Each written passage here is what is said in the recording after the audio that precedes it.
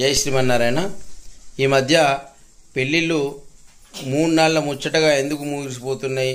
పెళ్ళిళ్ళు ఎందుకు ఇట్లా అమ్మాయిని అబ్బాయి చంపడం, అబ్బాయిని అమ్మాయి చంపడం, పెళ్ళైన తర్వాత భార్యను భర్త, భర్తను భార్య ఎందుకు జరుగుతున్నాయి ఇలా అంటే, అసలు పెళ్లి చేసుకునే విధానంలో చాలా మార్పులు వచ్చినాయి. మనకు ఒకప్పుడు ఇటేడు తరాలు అటేడు తరాలు చూడాలి అని చెప్పేది, కానీ ఇప్పుడు అవి పరిశీలించట్లేదు. ఉమ్మడి కుటుంబాలు ఉండేది, అందరూ ఐక్యతో ఉండేది, వాళ్లకు మంచి చెప్పే పెద్దలు ఉండేది. ఇప్పుడు ఏమైనా స్వార్థం పెరిగిపోయింది. ఆ స్వార్థంతో అది ఏమీ ఒంటరి కుటుంబాలు చెప్పేటువంటి వాళ్ళు లేక చెడిపోతున్నారు. మళ్ళీ మీ యొక్క సెలెక్షన్ బాగుండట్లేదు.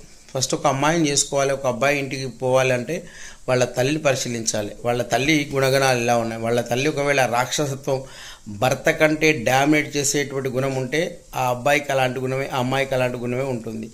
అది గమనించకుండా మీరు చేసుకుంటే ఇబ్బందులు ఎదుర్కోవాల్సి వస్తుంది. రెండోది, మనం ఒక ఊరికి ఒక దిశకు ప్రయాణం చేయాలి.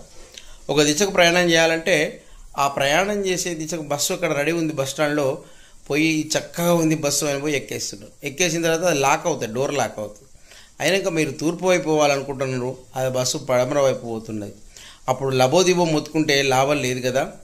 ఎందుకంటే మీకు పోవాల్సిన ప్రయాణం ఏదైతే ఉందో ఆ ప్రయాణం మీరు ముందే అడగలేదు బస్సును, ఇది ఎటువైపు వెళ్తుంది అని అడగకుండా ఎక్కారు. అట్లాగే ఒక అబ్బాయిని కానీ అమ్మాయిని సెలెక్ట్ చేసుకున్నప్పుడు అతని మనస్తత్వం ఎలాంటిది, అతనికి ఉండే గుణాలు ఏమిటి, అతని స్వార్థపరుడా, అనుమానపరుడా, దుర్వ్యసనాలు ఉన్నాయా, ఇవన్నీ సెలెక్ట్ చేసుకొని వాడిని అడిగి తెలుసుకున్న తర్వాత వివాహం చేసుకుంటే మీ వివాహ వ్యవస్థ సవ్యంగా నడుస్తుంది.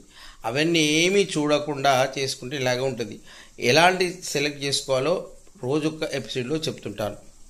మీకు నచ్చితే కామెంట్ చేయండి, లైక్ చేయండి, మీ అభిప్రాయాన్ని కూడా తెలియజేయండి.